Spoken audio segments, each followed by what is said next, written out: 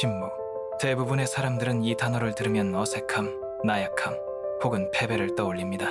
하지만 만약 침묵이 사실 당신이 가질 수 있는 가장 강력한 무기라면 어떨까요? 당신의 한마디 말보다, 그 어떤 논리적인 설명보다 더 강력한 힘을 가진 무기 말입니다. 오늘 우리가 이야기할 침묵은 단순히 입을 닫는 행위가 아닙니다. 이건 상대방의 자신감을 순식간에 두려움으로 바꾸고 관계의 모든 판도를 당신에게 유리하게 뒤집어 놓는 전략적인 기술입니다.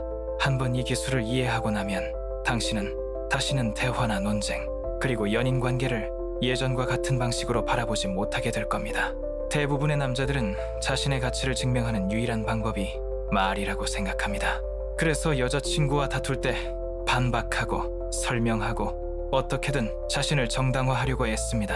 혹은 그녀의 관심이나 인정을 얻기 위해 끊임없이 자신을 어필하려고 하죠.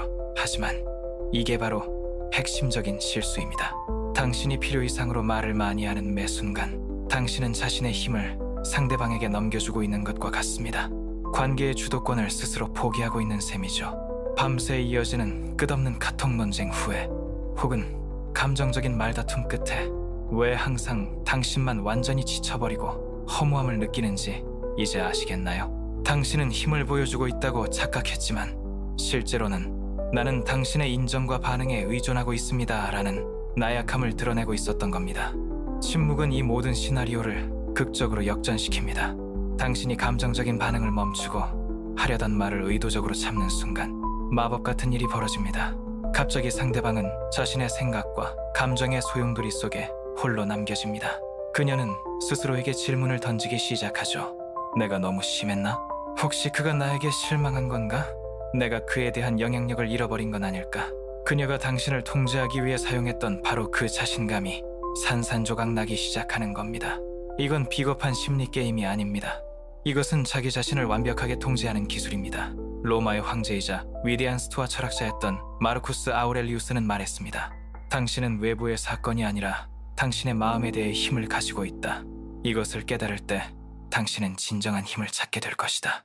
침묵은 바로 그 힘을 실천하는 가장 완벽한 방법입니다.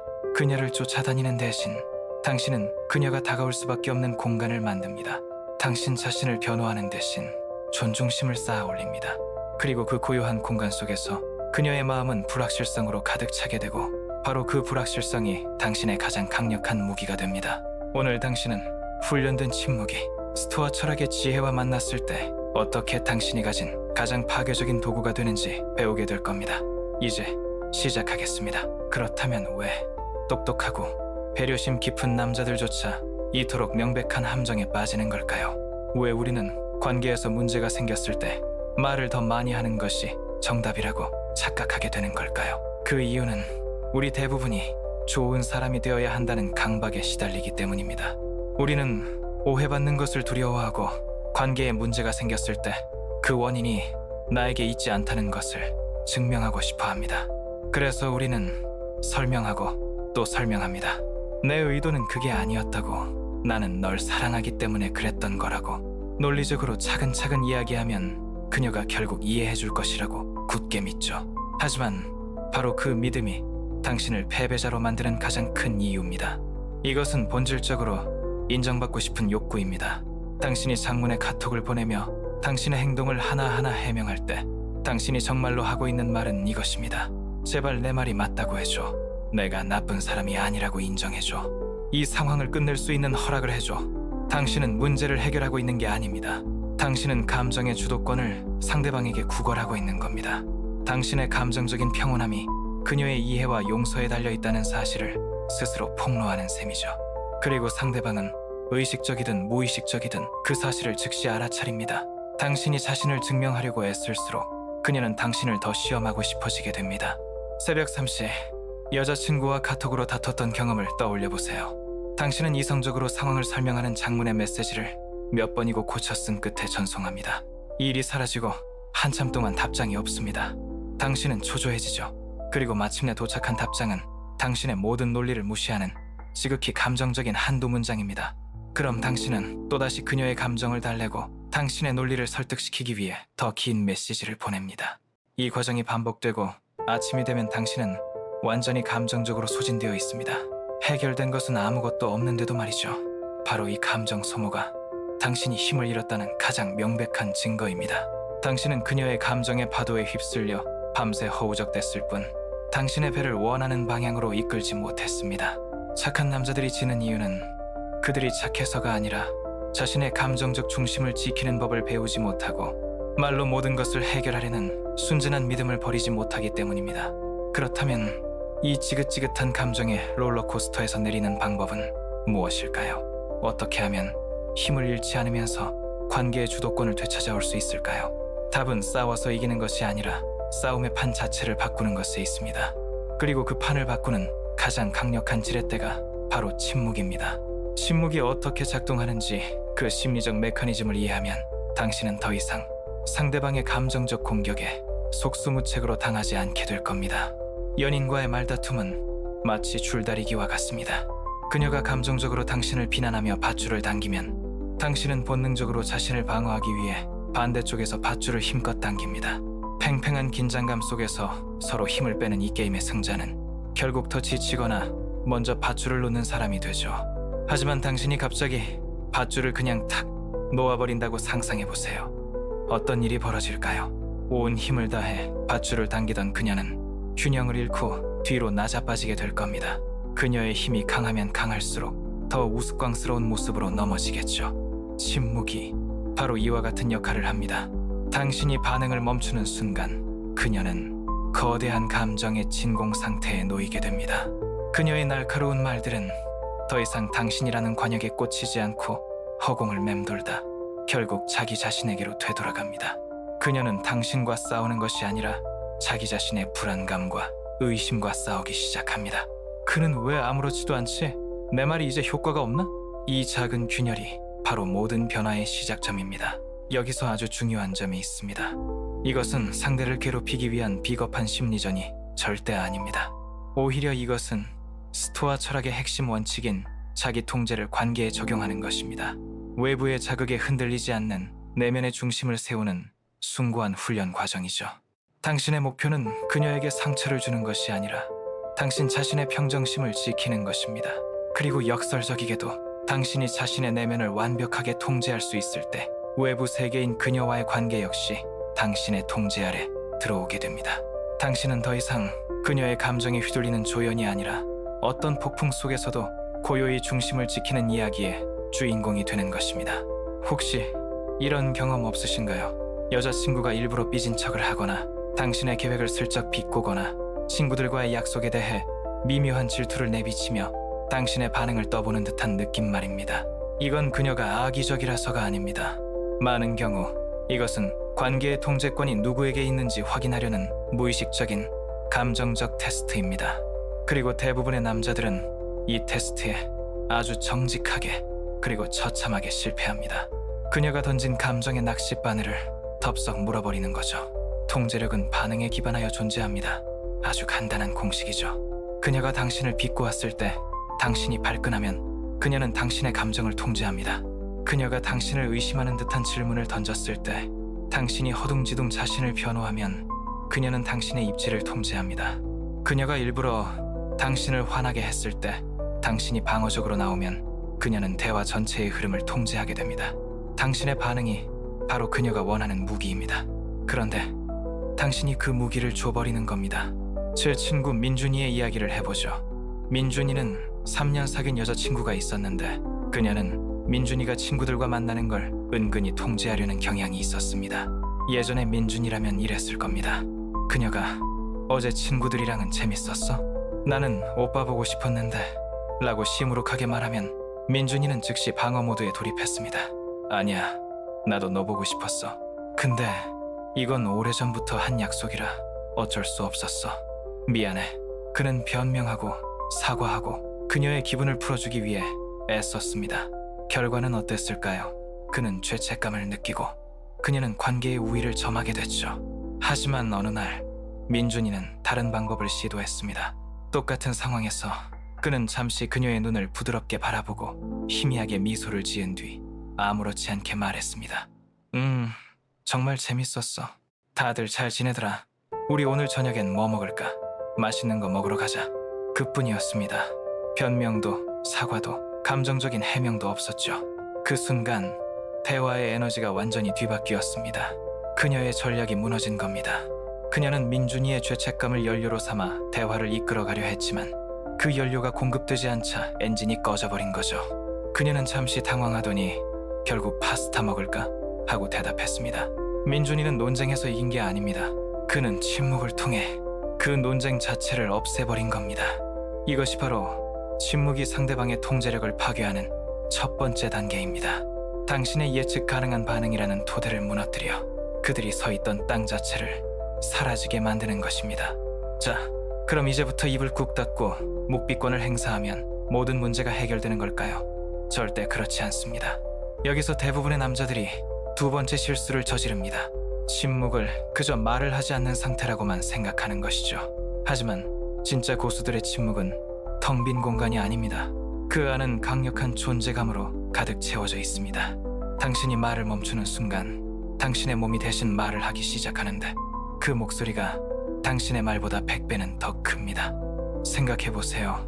아주 조용한 방에서는 작은 숨소리나 의자 끄는 소리가 유난히 크게 들립니다.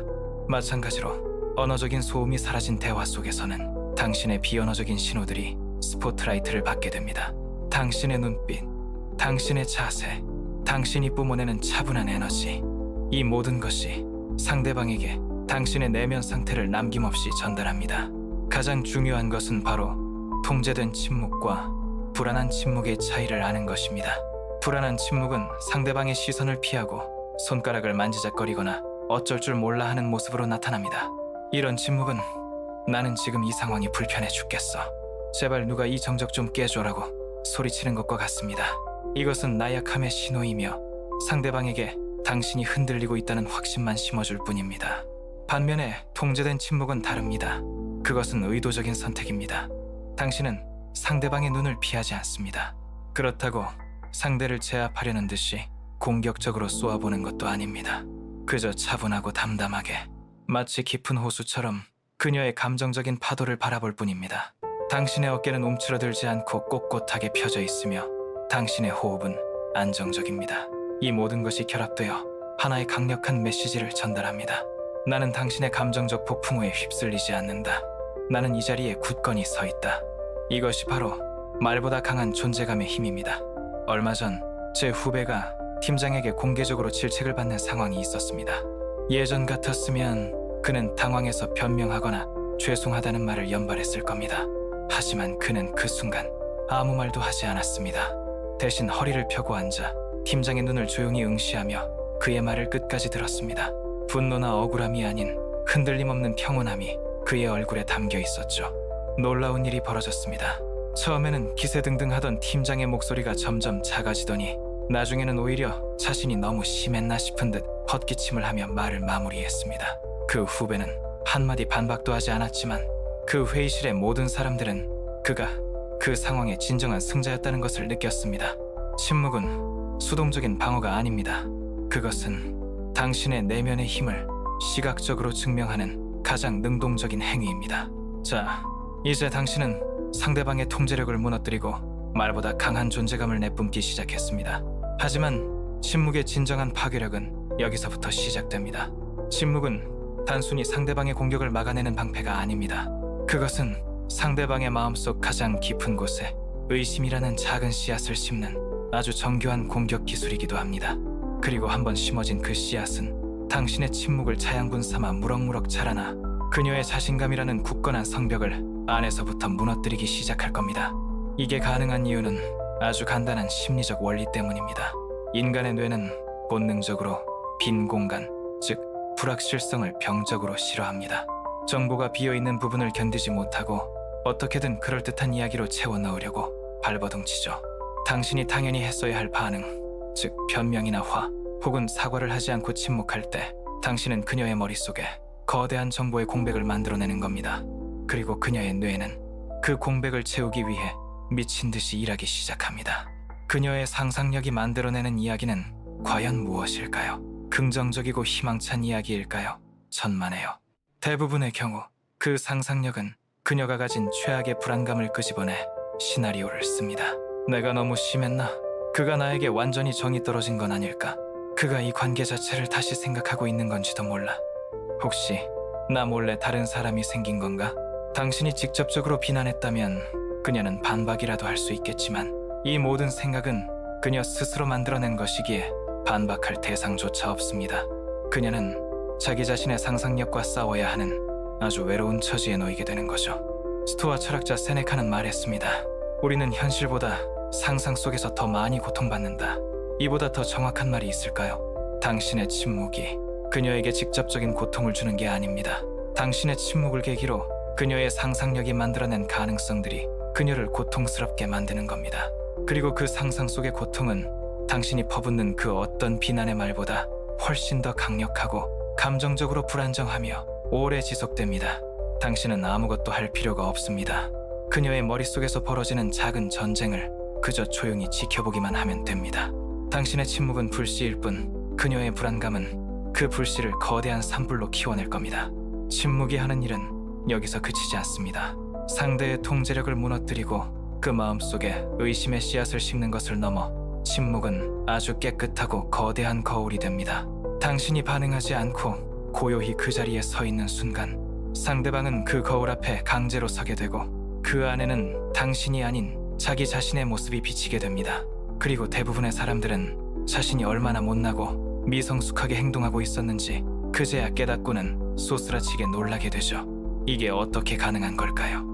생각해보세요. 당신이 감정적으로 반응할 때 당신은 사실 상대방의 행동에 대한 훌륭한 변명거리가 되어줍니다. 그녀가 당신에게 소리를 지를 때 당신도 같이 소리를 지르면 그녀는 속으로 이렇게 생각할 수 있습니다. 역시 이 남자는 내 말을 들을 준비가 안 되어 있어. 내가 화내는 건 당연해. 당신의 반응이 그녀 자신의 공격적인 행동을 정당화시켜주는 셈입니다. 당신들은 서로에게 책임을 떠넘기며 진흙탕 싸움을 계속하게 되죠. 하지만 당신이 침묵이라는 거울을 들어보이는 순간 상황은 180도 달라집니다. 당신의 반응이 없기 때문에 그녀의 날카로운 말과 공격적인 에너지는 갈 곳을 잃고 허공에 맴돌다 결국 소리의 근원지인 자기 자신에게로 되돌아갑니다. 마치 텅 빈 방에서 소리를 지르면 그 메아리가 유난히 크게 들리는 것처럼 그녀는 자신의 목소리가 얼마나 날카로운지, 자신의 표정이 얼마나 일그러져 있는지, 자신의 논리가 얼마나 억지스러운지를 생생하게 느끼게 됩니다. 예를 들어 그녀가 당신의 노력을 무시하며 오빠는 왜 항상 그 모양이야? 정말 실망스러워라고 비난했다고 칩시다. 예전에 당신이라면 내가 뭘 어쨌는데 나도 노력하고 있잖아 라며 맞서 싸웠겠죠. 하지만 이제 당신은 그저 아무 말 없이 슬픔이나 분노가 아닌 차분한 눈으로 그녀를 바라봅니다. 그 순간 정말 실망스러워라는 그녀의 말은 당신을 공격하는 칼이 아니라 그녀 자신의 조급함과 불만을 드러내는 독백이 되어버립니다. 그녀는 당신과 싸우는 것이 아니라 거울에 비친 자신의 못난 모습과 싸워야 하는 처지에 놓이는 겁니다. 그 어색하고 불편한 침묵 속에서 그녀는 깨닫게 됩니다. 지금 이 갈등의 열기를 만들어내고 있는 것은 당신이 아니라 바로 자기 자신이었다는 사실을 말이죠. 당신은 그녀를 비난하지 않았습니다. 단지 그녀가 스스로를 돌아볼 수밖에 없는 환경을 만들어 주었을 뿐입니다. 이것이 바로 침묵이 가진 가장 성숙하고 강력한 힘입니다. 당신은 진정한 힘이 뭐라고 생각하십니까? 더 큰 목소리? 더 날카로운 논리? 아니면 상대방을 말로 제압하는 능력? 우리는 미디어와 사회 속에서 힘을 그런 식으로 오해하도록 길들여졌습니다.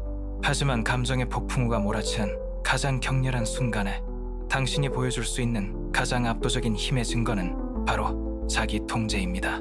당신이 완벽하게 자신을 통제하고 있을 때 반대로 상대방은 통제력을 잃고 있다는 사실이 극명하게 드러나기 때문입니다.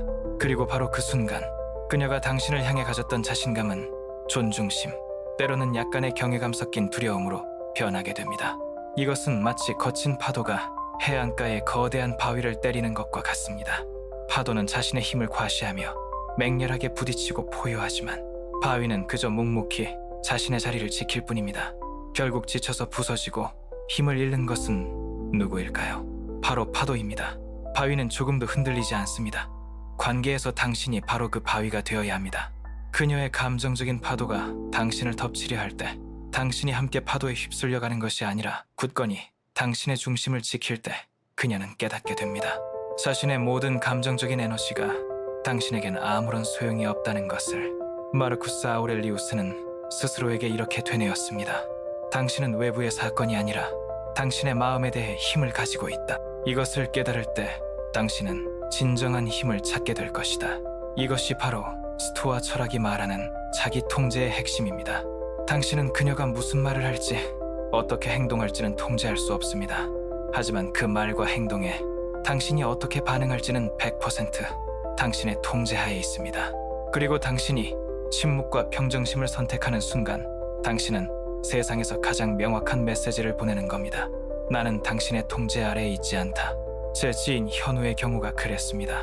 그의 여자친구는 감정이 격해지면 과거의 일까지 모두 꺼내며 현우를 몰아붙이는 경향이 있었습니다. 예전에 현우는 그 감정의 소용돌이에 함께 휘말려 들어가 자신을 변호하고 소리치며 싸웠죠. 결과는 언제나 둘 모두에게 깊은 상처만 남겼습니다. 어느 날 그는 다른 방식을 택하기로 결심했습니다. 그녀가 또다시 감정을 쏟아내기 시작했을 때 현우는 아무 말도 하지 않고 그저 조용히 그리고 끝까지 들어주었습니다. 화를 내지도 반박하지도 자리를 피하지도 않았습니다. 그의 내면은 고요한 호수와 같았습니다. 처음에는 더 기세등등하던 그녀의 목소리는 아무런 저항에 부딪히지 않자 점차 힘을 잃어갔습니다. 연료를 잃은 불길처럼 사그라든 거죠. 결국 그녀는 말없이 자신을 바라보는 현우의 흔들림, 없는 눈빛 앞에서 할 말을 잃었습니다. 그녀의 분노가 그를 무너뜨릴 수 없다는 것을 깨달은 순간 그 관계의 힘의 균형은 영원히 바뀌었습니다. 진정한 힘은 상대를 제압하는 것이 아니라 어떤 상황에서도 나 자신을 잃지 않는 것에서 나옵니다. 우리는 존중이라는 단어를 오해하고 있습니다. 많은 남자들이 존중을 얻는 것이 목소리를 높이고 상대방의 말을 자르고 논쟁에서 반드시 이기는 것이라고 생각합니다. 마치 힘으로 찍어 누르면 상대방이 고개를 숙일 것이라고 믿는 것처럼 말이죠. 하지만 그렇게 얻어낸 것은 존중이 아니라 굴복일 뿐입니다. 진정한 존중은 강요하는 것이 아니라 상대방이 자연스럽게 바치게 만드는 것입니다. 그리고 그 어떤 화려한 언변보다 훈련된 침묵이 바로 그 존중을 얻어내는 가장 확실한 방법입니다. 여기서 말하는 훈련된 침묵이란 충격받아서 할 말을 잃거나 소심해서 의견을 내지 못하는 수동적인 침묵이 아닙니다. 이것은 의도적인 선택입니다. 당신이 할 말이 있음에도 불구하고, 아니, 오히려 할 말이 너무나 명확하기 때문에 지금 말하는 것보다 침묵하는 것이 훨씬 더 강력하다는 것을 알고 내리는 전략적인 결정이죠. 사람들은 그 미묘한 차이를 본능적으로 느낍니다. 당신이 어쩔 수 없이 침묵하는 게 아니라 침묵을 지배하고 있다는 것을 말입니다. 바로 그 사실 하나만으로 관계의 역학은 당신에게 유리하게 기울기 시작합니다. 친구들과의 술자리를 한번 상상해 보세요. 어떤 주제에 대해 몇몇이서 시끄럽게 언쟁을 벌이고 있습니다. 서로 자기 말이 맞다고 목소리를 높이고 감정까지 섞여 들어가죠. 하지만 그 와중에 한 명은 그저 조용히 술잔을 기울이며 그 모든 상황을 지켜보고 있습니다. 그는 논쟁에 끼어들지 않습니다. 누가 더 강해 보이나요? 자신의 주장을 증명하기 위해 안간 힘을 쓰는 사람들인가요? 아니면 그 모든 소음 위에서 평온함을 유지하는 그 한 사람인가요? 당연히 후자입니다. 우리는 본능적으로 자신의 감정을 통제하지 못하고 쉽게 흥분하는 사람이 아니라 어떤 상황에서도 자신의 중심을 잃지 않는 사람을 존중하게 되어 있습니다. 스토아 철학자들은 이것을 자기 지위의 한 형태로 이해했습니다. 에픽테토스는 이렇게 가르쳤습니다. 먼저 당신이 어떤 사람이 되고 싶은지 스스로에게 말하라. 그리고 나서 당신이 해야 할 일을 하라. 즉, 흥분된 순간이 닥치기 전에 나는 존중받는 사람이 되겠다 라고 먼저 결정하라는 겁니다. 그렇게 마음먹은 사람은 다른 사람의 혼란스러운 감정이 자신의 말을 지배하도록 내버려 두지 않습니다. 오히려 침묵을 방패 삼아 자신의 품위를 지키고 동시에 그것을 힘의 신호로 사용합니다. 이 훈련된 침묵은 당신을 사소한 말다툼의 진흙탕에서 끌어내어 더 높은 곳에 자리하게 만듭니다. 당신이 침묵할 때 상대방의 조급함과 미성숙함은 더욱 도드라지게 되고 사람들은 당신의 굳건함과 그들의 불안정함을 비교하며 존중심을 느끼기 시작합니다. 그들은 어쩌면 입 밖으로 꺼내진 않겠지만 마음속으로는 분명히 알고 있습니다. 저 사람은 소리치지 않아도 모두의 주목을 받는 사람이라는 것을. 관계에서의 진정한 힘, 즉 주도권이라는 것이 과연 무엇일까요? 더 큰 목소리를 가진 사람? 아니면 말싸움에서 마지막 말을 꼭 해야 직선이 풀리는 사람? 우리는 종종 힘을 그렇게 오해하지만 진짜 힘은 완전히 다른 곳에 있습니다.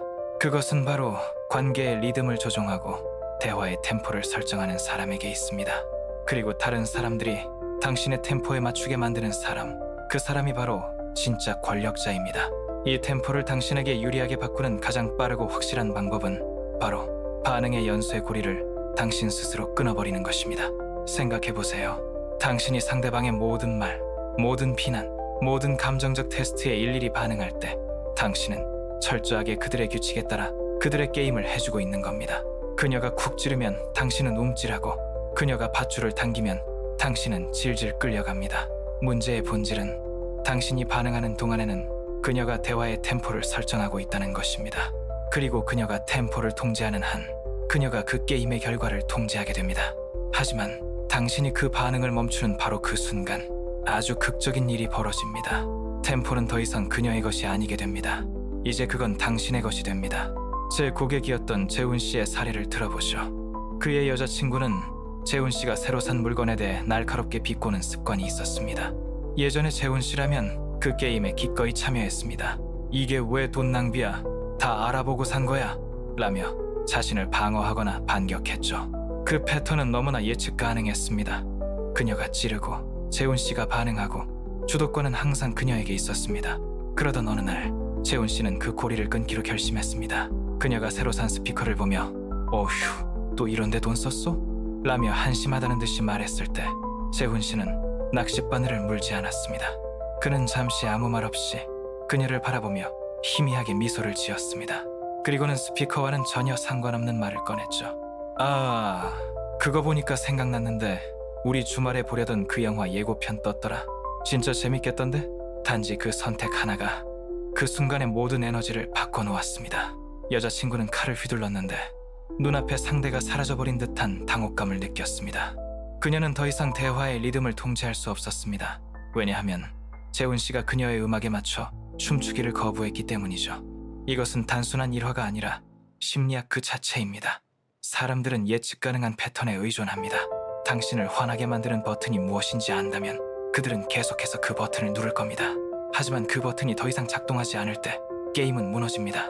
그리고 게임이 무너지면 그들의 통제력이라는 환상 역시 함께 무너지는 겁니다. 당신은 논쟁에서 이긴 것이 아니라 그 논쟁의 판 자체를 당신의 것으로 가져온 것입니다. 반응을 멈추는 것은 당신을 수동적인 사람으로 만드는 것이 아니라 능동적이고 의도적인 사람으로 만듭니다.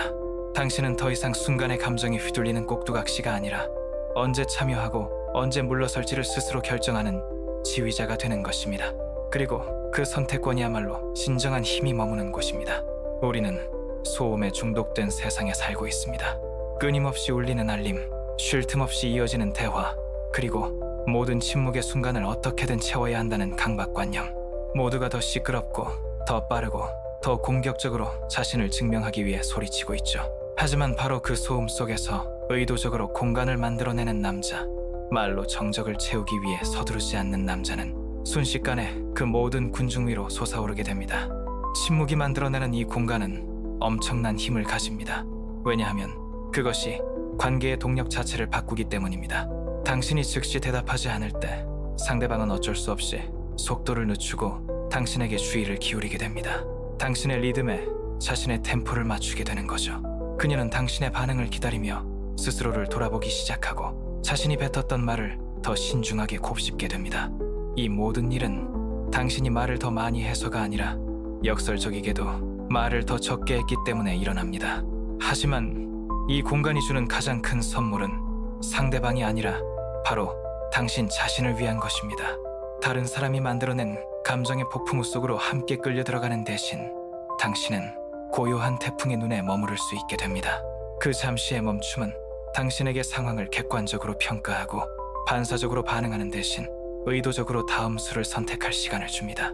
이러한 평정심은 당신을 한 차원 높은 곳으로 끌어올립니다. 다른 사람들의 눈에 당신은 그저 압박감을 견뎌내는 사람이 아니라 그 압박 속에서 오히려 더 강해지고 성장하는 사람으로 비치게 되죠. 아주 격렬한 회의 장면을 상상해 보세요. 한 사람은 감정이 격해져서 점점 더 빠르고 큰 목소리로 말을 쏟아냅니다. 하지만 다른 한 사람은 팔짱을 낀 채 혹은 턱을 괜 채 조용히 그 모든 것을 듣고 있습니다. 그리고 마침내 상대의 말이 끝났을 때 잠시 동안의 정적이 흐른 뒤에야 나지막하지만 힘있는 목소리로 입을 엽니다. 그 순간 누가 그 방을 지배하고 있나요? 누가 더 깊은 신뢰와 존중을 얻게 될까요? 언제나 후자입니다. 그는 소리를 지르지 않고도 공간을 통제했기 때문입니다. 이것은 단순한 처세술이 아닙니다. 이것은 당신의 내면을 단련하는 훈련입니다. 당신이 충동적으로 반응하지 않고 스스로에게 생각할 공간을 허락할 때마다 당신은 원칙에 따라 행동하는 법을 배우게 됩니다. 마르쿠스 아우렐리우스가 매일 스스로에게 상기시켰듯이 열정이 아닌 이성에 따라 행동하는 법을 실천하는 것입니다. 다른 사람들은 그 깊이를 느낍니다. 왜 그런지는 정확히 설명할 수 없어도 당신이 다른 사람들과는 다른 방식으로 움직인다는 것을, 그들이 갇혀있는 똑같은 반응의 굴레에 묶여있지 않다는 것을 본능적으로 감지합니다. 그리고 바로 그 차이점이 사람들을 당신에게 끌리게 만듭니다. 그러니 기억하십시오. 침묵을 두려워하지 말고 그것을 사용하십시오. 다른 이들이 소음을 기대하는 곳에 공간을 만드십시오. 앞으로 나아가는 대신 한 걸음 물러섬으로써 더 높이 올라서십시오. 바로 그 공간이 당신의 힘을 그 누구도 부정할 수 없는 것으로 만드는 무대가 될 것입니다. 세상에는 소리 지를 필요도, 논쟁할 필요도, 심지어 글로 써서 보여줄 필요도 없는 종류의 경계선이 있습니다. 그것은 바로 침묵으로 전달되는, 보이지 않지만 그 어떤 물리적인 벽보다 견고한 경계선입니다. 당신이 무례함에 대해 반응하기를 멈추고 상대방이 당신을 감정적인 해명이나 자기 방어의 장으로 끌어들이려는 시도를 거부할 때 당신은 말로는 결코 전달할 수 없는 강력한 메시지를 보내고 있는 겁니다. 나는 내 원칙에서 한 발짝도 물러서지 않는다. 이것을 현실적인 맥락에서 살펴봅시다. 경계선이라는 것은 당신이 그것을 지켜낼 수 있을 때에만 의미가 있습니다. 대부분의 사람들은 논쟁을 통해 자신의 경계선을 지키려고 합니다. 나한테 그런 식으로 말하지 마, 혹은 네가 선을 넘었어 라고 말하죠. 하지만 진짜 문제는 당신이 그 경계선을 두고 말싸움을 시작하는 바로 그 순간 당신은 이미 그 경계선을 협상하고 있다는 겁니다. 그리고 당신의 경계선이 협상의 대상이 되는 순간 그것은 이미 무너진 것이나 다름없습니다. 반면에 침묵은 그 경계선을 협상 불가능한 것으로 만듭니다. 당신이 굳이 상대를 설득할 필요도, 당신의 경계선이 왜 타당한지 증명할 필요도 없다는 것을 보여주기 때문입니다. 당신은 그냥 그 경계선대로 살아가는 겁니다. 제 친구 준호의 이야기입니다. 그의 여자친구는 친구들 앞에서 은근히 준호를 깎아내리는 말을 하는 버릇이 있었습니다. 예전에 준호라면 나중에 둘만 있을 때 반드시 그 문제를 지적했죠. 왜 아까 사람들 앞에서 나를 그렇게 무시했어? 결과는 어땠을까요? 난 그냥 농담한 건데 오빠가 너무 예민한 거 아니야? 시계 지긋지긋한 논쟁으로 이어졌고 준호는 늘 속만 상했습니다. 어느 날 저녁 그녀가 또다시 친구들 앞에서 그의 패션 감각에 대해 뼈있는 농담을 던졌습니다. 준호는 아무 말도 하지 않았습니다. 화를 내지도 자신을 변호하지도 않았습니다. 그는 그저 잠시 1초 정도 그녀를 조용히 바라본 뒤 아무 일 없었다는 듯이 옆에 있던 다른 친구에게 말을 걸며 대화를 이어갔습니다. 그 순간 공기가 달라지는 것을 모두가 느꼈습니다. 준호가 반응하지 않자 그녀의 무례한 농담은 힘을 잃고 허공에 붕 떠버렸습니다. 오히려 준호를 작아 보이게 만들려던 그녀의 시도가 그녀 자신을 속 좁은 사람으로 만들어버린 셈이죠. 그 짧은 침묵은 그 어떤 말보다 명확하게 선을 그었습니다. 나는 이런 대우를 용납하지 않는다. 그리고 논쟁할 거리가 없으니 그 경계선은 절대적인 것이 되어버렸습니다. 침묵은 논쟁이라는 불길에 기름을 붓는 대신 산소를 차단해버립니다. 그러니 기억하십시오. 침묵은 나약함이 아니라 가장 강력한 형태의 집행입니다. 그것은 당신의 기준을 설명할 필요 없이 그저 살아내는 방식입니다. 지금까지 당신은 침묵이 어떻게 상대방의 통제력을 부수고 생각할 공간을 만들며 당신의 가치를 드러내고 말 한마디 없이 견고한 경계선을 세울 수 있는지 보았습니다. 하지만 이 모든 조각들을 하나로 꿰어 완성된 그림으로 만드는 마지막 퍼즐 조각이 있습니다. 이 마지막 규칙을 이해하고 당신의 것으로 만드는 순간 침묵은 더 이상 당신이 가끔 사용하는 기술이 아니라 당신이라는 존재 그 자체가 됩니다. 그리고 그때 당신은 더 이상 누군가를 쫓지 않게 됩니다. 역으로 다른 사람들이 당신을 쫓기 시작합니다. 그 마지막 규칙은 놀랍도록 간단합니다. 충동이 아닌 원칙에 따라 살아라. 스토아 철학자들이 침묵을 지켰던 이유는 단순히 신비로운 분위기를 풍기기 위해서가 아니었습니다. 그들의 침묵은 내면의 명료함에서 비롯된 것이었습니다. 그들은 무엇이 중요하고 무엇이 중요하지 않은지를 명확히 알았습니다. 그래서 자신의 말을 신중하게 선택했고 반응을 저울질했으며 자신의 가치관에 부합하는 삶을 살았습니다. 바로 그 일관성이 그들에게 누구도 넘볼 수 없는 권위를 부여한 것입니다. 마르쿠스 아우렐리우스는 황제로서 자신의 가치를 인정받기 위해 백성들의 박수갈채를 필요로 하지 않았습니다. 그의 가치는 내면에 있었기 때문이죠. 이제 이 원칙이 당신의 삶을 어떻게 바꾸는지 상상해 보십시오. 세상 대부분의 사람들은 다른 사람의 관심을 얻기 위해 더 많이 노력합니다. 더 자주 메시지를 보내고 더 큰 목소리로 말하고 끊임없이 자신을 설명하며 에너지를 쏟아붓죠. 하지만 당신은 그 무의미한 경쟁에서 조용히 걸어나옵니다. 당신은 더 이상 관심을 갈구하지 않습니다. 왜냐하면 당신은 이미 당신이 누구인지 알고 있기 때문입니다. 바로 그 순간 당신은 쫓는 사람이 아니라 다른 사람들이 다가와야 하는 존재가 됩니다. 당신의 평온함과 자기 확신이 행성이 가진 중력처럼 주변 사람들을 끌어당기기 시작합니다. 심리학은 명확합니다. 인간은 희소한 것에 끌립니다.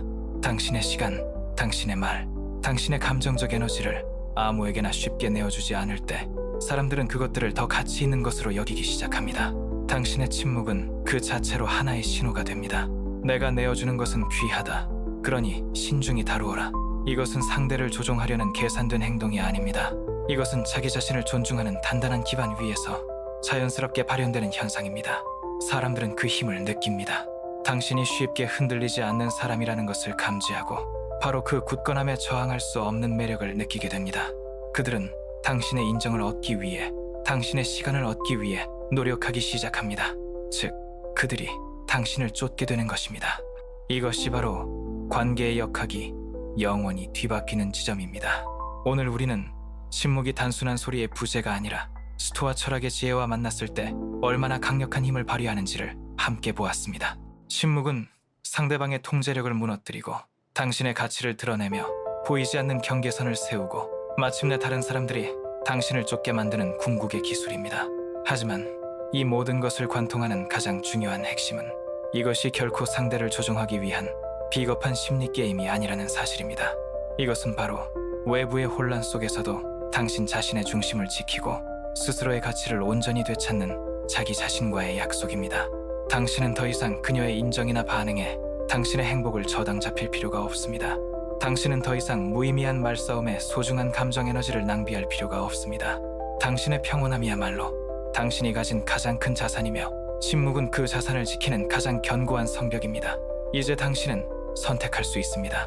예전처럼 감정의 파도에 휩쓸려 다니는 삶을 살 것인지 아니면 어떤 폭풍우 속에서도 흔들리지 않는 바위처럼 당신의 자리를 지킬 것인지 말입니다. 이 모든 변화는 거창한 결심이 아닌 아주 작은 실천에서 시작됩니다. 오늘 당장 당신이 할 수 있는 한 가지를 제안하겠습니다. 다음번에 누군가 당신을 자극하거나 당신의 감정을 건드리는 말을 했을 때 즉시 반응하고 싶은 그 충동을 단 3초만 참아보십시오. 그냥 속으로 하나, 둘, 셋을 세는 겁니다. 그 짧은 3초의 공간이 당신에게 생각할 힘을 주고 당신을 충동의 노예에서 선택의 주인으로 바꾸어 놓을 겁니다. 그 작은 승리가 쌓여 당신의 삶 전체를 바꾸는 거대한 변화를 만들어낼 것입니다. 오늘 영상에서 단 하나라도 당신의 마음에 울림을 준 내용이 있었다면, 그리고 혼란스러운 세상 속에서 고요한 권위를 가진 남자로 성장하는 이 여정에 함께하고 싶으시다면 채널 구독을 잊지 마십시오. 우리는 매일 스토아 철학과 심리학, 그리고 남성들이 진정한 힘을 찾는데 도움이 되는 깊이 있는 지혜에 대해 함께 탐구할 것입니다. 오늘 배운 것 중 가장 먼저 당신의 삶에 적용해보고 싶은 침묵의 기술은 무엇입니까? 댓글을 통해 당신의 생각과 다짐을 공유해 주십시오. 당신의 이야기가 다른 누군가에게는 큰 영감이 될 수 있습니다. 시청해주셔서 감사합니다. 그리고 내일 더 강해진 모습으로 다시 뵙겠습니다.